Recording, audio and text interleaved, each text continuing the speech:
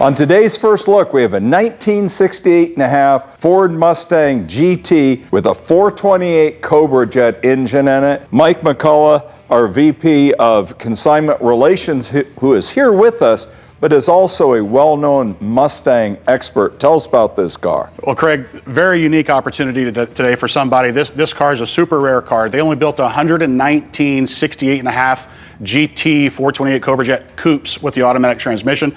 This particular vehicle being offered is powered by its original matching numbers 428 Cobra Jet engine and the C6 3-speed automatic transmission. Also has the 9-inch rear end in the back. It's finished in its original shade of Wimbledon White over dark red interior. Just an outstanding example all the way around. This car has the red GTC stripe, of course the factory GT badging, the fog lights, it's got bucket seats, factory tachometer. This thing is a super well optioned car.